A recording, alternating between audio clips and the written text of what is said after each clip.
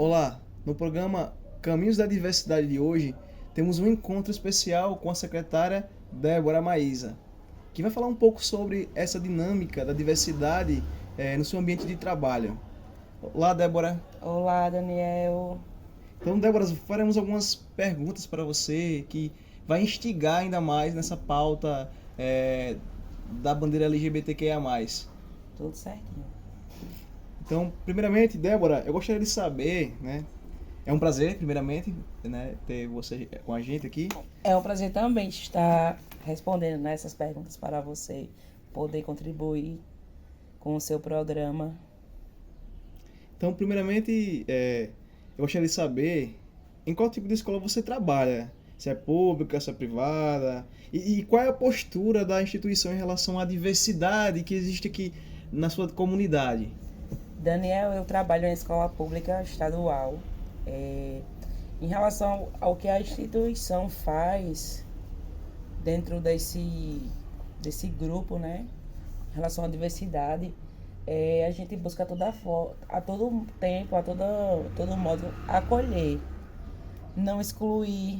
A escola acredita que as pessoas da comunidade LGBTQIA+, elas já estão muito excluídas na sociedade. E enquanto escola, na condição de educar, de ajudar, né, acolher, a gente faz esse acolhimento bem preciso para que todo mundo se sinta bem no seu espaço, que vai construir a sua cidadania, para ele saber que tem o seu espaço independente do que vai ser julgado fora da escola, né? Pelo menos a escola, enquanto formadora, não apresenta nenhum preconceito em relação à comunidade. Isso é muito importante, né? Um papel muito importante da escola. E quais seriam as estratégias que você utiliza para lidar com o preconceito e a discriminação no contexto escolar?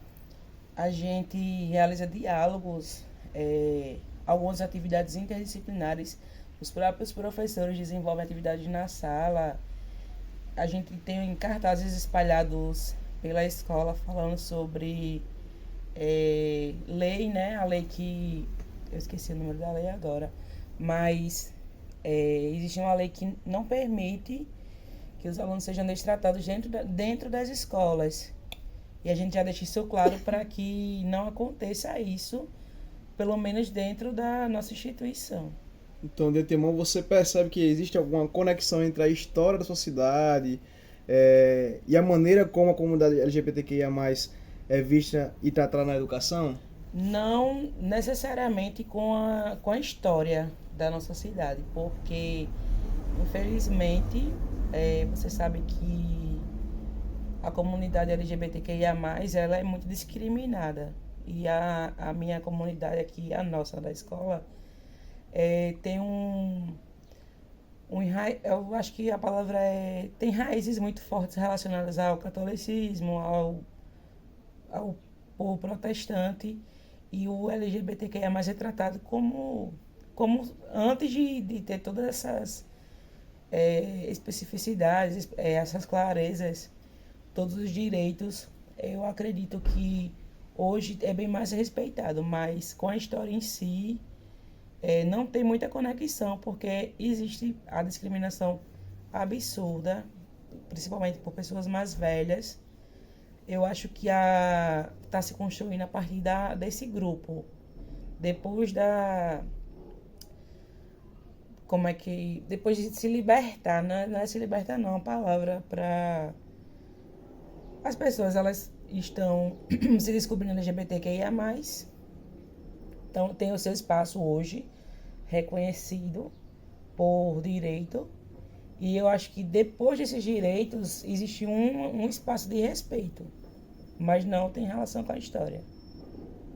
Porque vivemos assim em uma sociedade que patriarcalmente é estruturada, é estruturante também, né, para todo mundo, né? E alguns grupos de minorias sofrem ainda mais com isso, com essa situação, né? Exatamente. E como é que você vê a importância da visibilidade LGBTQIA+, nas escolas? E assim, quais são os obstáculos para tornar esse espaço mais inclusivo e acolhedor? Na escola, a importância na escola é de é, acabar, né, com esse preconceito. Eu acho que a partir daí a escola consegue, como um dos meios de passar conhecimento, consegue amenizar, é, consegue incluir, consegue acolher e consegue passar isso para as pessoas que estão na escola e provavelmente as pessoas da escola passam para os seus familiares quando chegam em casa e vai se expandindo a inclusão, né, o acolhimento. Eu acho que a escola pode ajudar nessa iniciativa de desenvolver atividades e apresentar para a comunidade escolar de forma geral e se expandir para a comunidade inteira, né? No caso aqui para o distrito de Piquiri. Para você, de fato, mediar essa bandeira, você teve algumas pessoas que foram importantes na sua vida, né? Então, você lembra de algum professor LGBTQIA+, que teve durante sua formação? E assim, de que maneira a existência ou a falta de referências afetou a sua trajetória de vida? Eu tive na graduação uma professora que ela era lésbica e por eu ver uma mulher, né? Geralmente os professores, a maioria são homens, o número de professoras mulheres em instituições superiores, universidades é bem inferior. Isso na minha visão, não tenho um dado específico para dizer isso.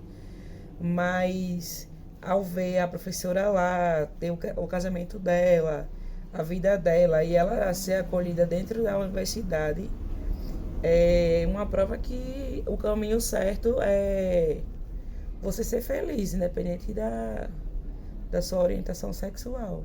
Isso não vai impedir você de nada, logicamente sabemos disso. As pessoas elas vivem como querem, como se sentem felizes e elas se tornam referência porque embora seja discriminado, o LGBTQIA+, é uma pessoa, ele pode ir até onde quiser, se quiser. De antemão, Débora, eu já pergunto para você, então, você falou de várias coisas aqui, né? Vários contextos, mas assim, por exemplo, teremos algumas problemáticas.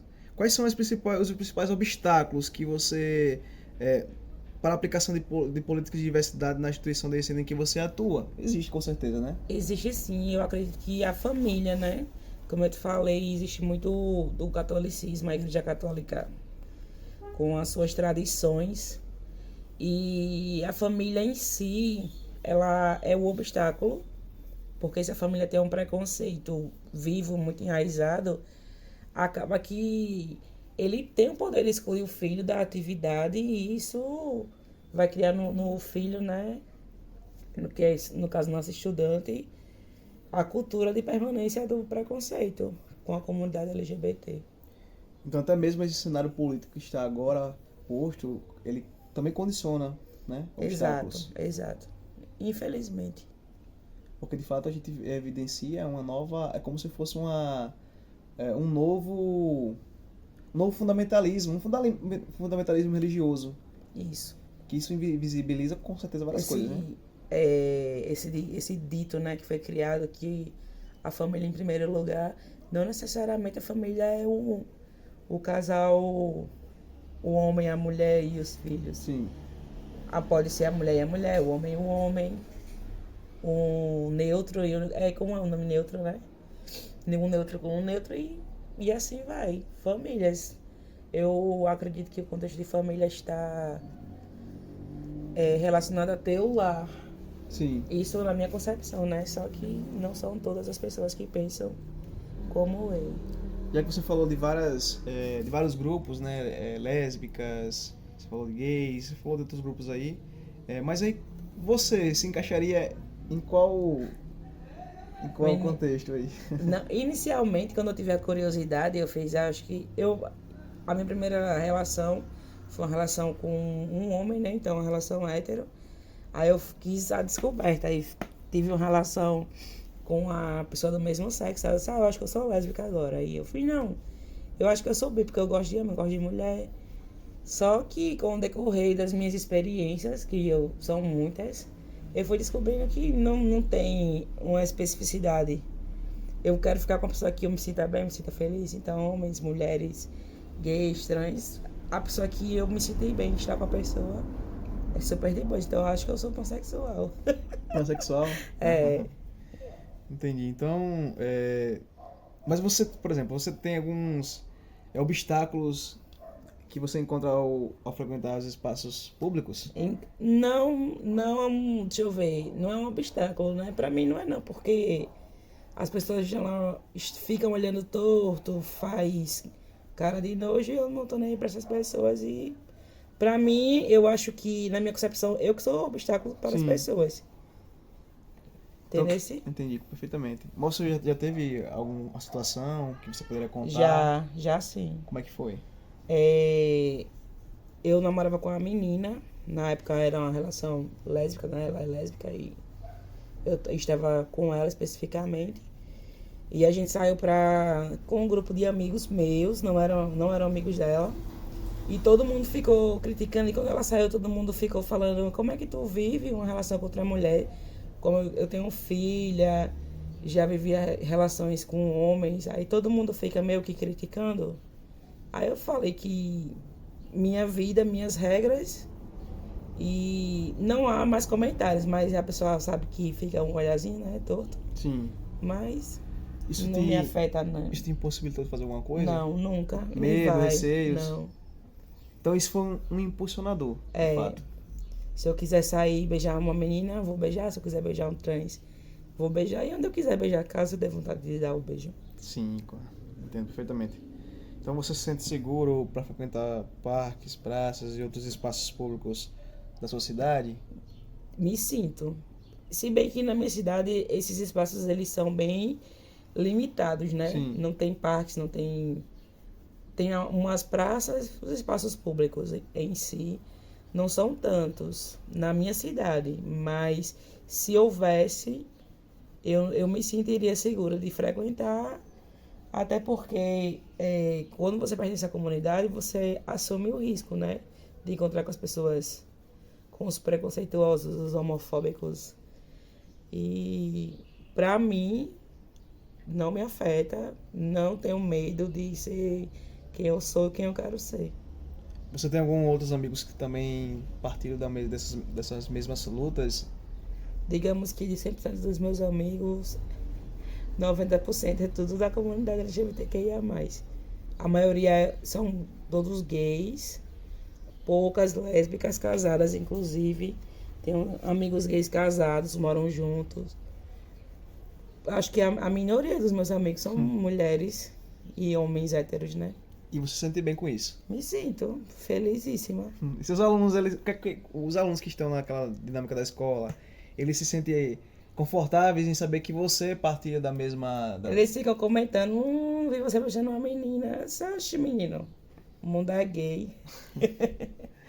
Então, esses discursos que você traz, de fato demonstra, né? Como, de fato é uma luta de resistência, principalmente numa comunidade do campo, né? Que é o distrito de Piquiri, em Canguaretama. Pra mim, enquanto pessoa da escola, né, da comunidade, o que eu puder fazer pra valorizar e acabar com o preconceito, e se estiver ao meu alcance, eu sempre farei, porque pessoas merecem respeito independente do que elas escolherem para si. E basicamente a vida do outro não me diz respeito, a minha não diz respeito ao outro. E o importante para mim é que as pessoas se sintam felizes. Se elas se sentem felizes com um casamento hétero, tudo bem. Se elas se sentem bem com casamento gay, com casamento lésbico, isso não interfere na minha vida, não. E nem na das pessoas, dos outros, né? Eu tenho uma amiga que ela disse que não devo ter preconceito com um casamento gay, porque quem foi pedido em casamento não foi eu, não foi, se você, no caso, é o hétero, né? Eu dei o viado no casamento gay. Ela sempre costuma dizer, você só pode odiar se você for pedido em casamento. Eu vou usar a frase dela, né, pra deixar bem claro. Eu não posso me colocar na condição do que o outro está vivendo, porque é individual o que cada pessoa sente. Foi muito bom esse diálogo com você, né? Então, o programa Caminhos da Diversidade fica por aqui, né? Então, vocês observem nas redes sociais, né? E ouçam também mais discursos sobre a diversidade, sobre a comunidade LGBTQIA+, aqui no Rio Grande do Norte também. e fique ligado no nosso programa. Obrigado.